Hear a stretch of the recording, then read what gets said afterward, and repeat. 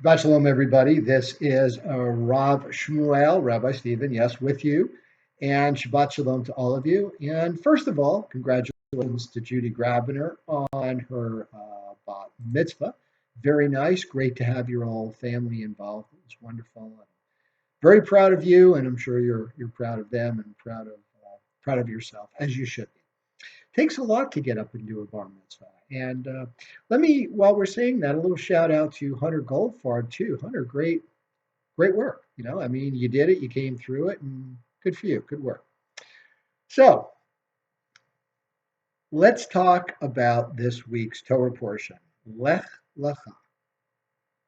And we know the song, Lechi Lach, to a place that I will show you. Yeah, not the same without the guitar, right? Okay.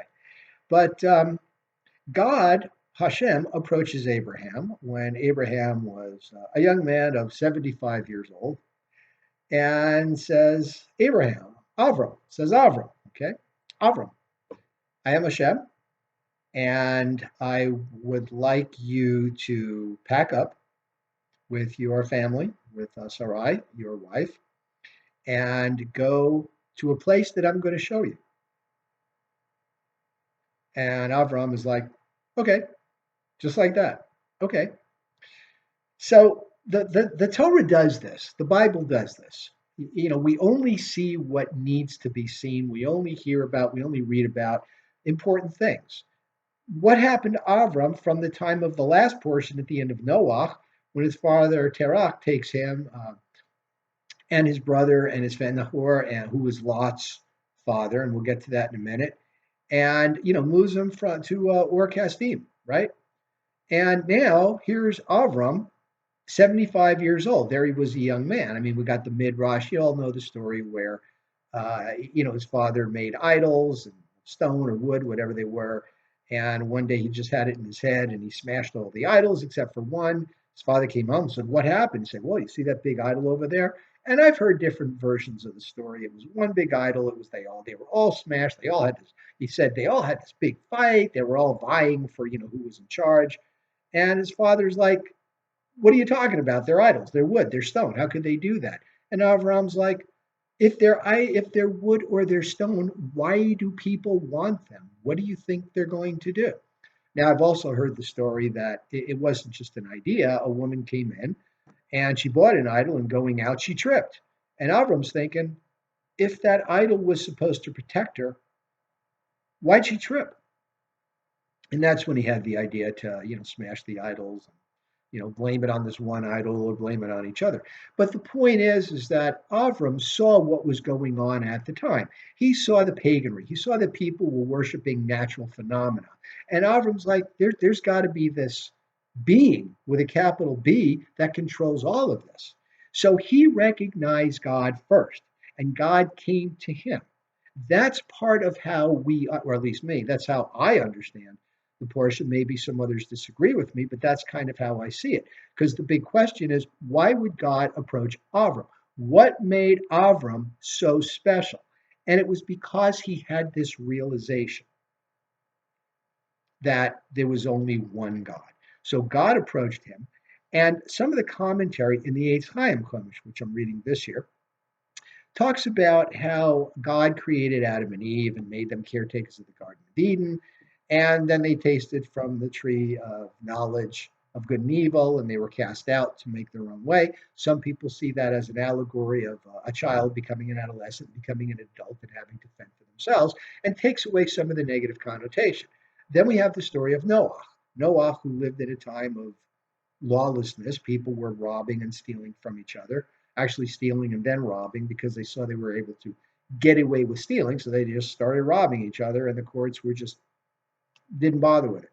So Noah was a righteous man, and God wanted to save his family and create another version of humanity from the loins or from the lineage of Noah. Now, God's thinking bigger. Some may think, well, this was God's plan all along, but now he's going to focus on Abram and Sarai and make a people. Because one of the things that we hear about is that Abram and Sarai, with this new message of a one just merciful God is starting to catch on. So we see his manservant Eliezer, who's kind of like the head of his household. When we think of manservant, it was kind of a different connotation. It wasn't just some guy who said, "Oh, get me my coffee, fetch me my slippers," whatever. This was a guy that ran his household because Abram and Sarai left the land of Canaan and went to Egypt because, yes, and we're going to see this again, there was a famine in the land. Egypt seemed to have plentiful. Egypt was a very arid place, and that's why, civilization thrived there. And Sarai, who was about 60, 65 at the time, was seen as very beautiful. All the men wanted her. And Avram was worried that, if they think you're my wife, they're going to kill me to have you. So let's just say you're my sister. And some people fault him with not being honest and figuring, well, I've got this connection with Hashem. Hashem will protect me. Right. So he goes to Egypt. And once all the Egyptians start coming on to Sarai, all of a sudden, Pharaoh and his house and his court start getting this plague. And it doesn't exactly say how, but Pharaoh starts to realize, and maybe his courtiers, maybe his court wizards were able to discern this, or maybe it was the process of elimination or whatever. But Pharaoh figures out that really because they're coming on to Sarah, and Sarah is Avram's wife, not his sister, that's the plague. Now, I've also heard that they kind of looked out the window when Avram and Sarah were having a private moment, and they were kind of cuddling and getting all intimate with each other, maybe not so much, but enough for Pharaoh to realize this is not brother and sister. These two are having a mature adult relationship. So Abraham finally admits it to him and says, look, you know that if I had said that I was Sarah's husband and not, or Sarai's husband and not and not her brother, you would have had me killed so you could have her. Pharaoh grudgingly, whatever. So he sends Avram off with all these cattle, this livestock, and all these riches. So one of the things that Eliezer did was manage all that because he had it, and Lot had it. Now, who was Lot? Lot was Avram's nephew. Avram's brother Nahor had a son, and after Nahor died, Avram took care of Lot. Now there's some stories that they all try to challenge Nimrod, who was a mighty warrior who tried to build the Tower of Babel, who kind of just took over and made himself a king, and nobody could challenge him because he was very strong. And supposedly he had tried to put Avram in a furnace and burn him, and it didn't happen. Some say that he had Nahor killed. So Avram is now caretaking Lot, his nephew. And Lot also was able to amass a lot of wealth as well. So they're leaving, and now they're wealthy. They need these manservants and herdsmen to help manage all this, and they were able to manage great wealth. So they go back to the valley, and they split up because they have so much livestock and wealth that the herdsmen are fighting for control for land and everything. And Avram's like, I'll give you first choice. He was that generous. You decide where you want to be. You want to go to the north, I'll go to the south. You want the south, I'll go to the north. Lot looks around and says, oh, that area over there is good. I think I'll settle there. And that area, of course, was Sodom and Gomorrah. So, and I'm going to go a little faster because I want to get to the end of the portion. Lot ends up in the midst of a conflict between two different sets of kings, 5 on one side, 4 on the other. He gets captured. Avram goes and rescues him, brings him back. So one of the disadvantages of being in a place like Sodom and Gomorrah, right? Okay, so Hashem goes to Avram and says, no longer will you be Avram, you're going to be Avraham. And Sarai is going to be Sarah. Now, for those of you that are learning Hebrew, the Hey was added to their name, and the Hey is an indication of Hashem, like Yah, Yud Hey. That's the name for God. And by doing that, they were under God's protection.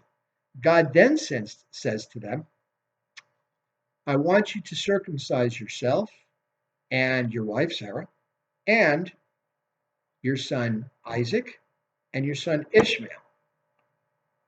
Now, Ishmael was born of Hagar, who was an Egyptian, some say his Egyptian maidservant, some say a princess. And Sarah was barren. God finally acquiesced, and Sarah had a son at the age of 90, and he was called, Isaac. And everybody's, Isaac, Yitzchak, it means to laugh. And Isaac was circumcised, as Isaac was Abraham's heir to this thing we call Judaism. God said, circumcise him at 8 days. And as we all know today, that overrules Shabbat. 8 days means you've been through a week of creation, the 6 days of creation, the seventh day of Shabbat. And now you get circumcised. Very important process. That is the covenant, the brit melah, brit covenant, melah, circumcision. That is what makes us all Jews. Thank you for listening. Again, Shabbat Shalom. And any questions, let me know, and have a good week.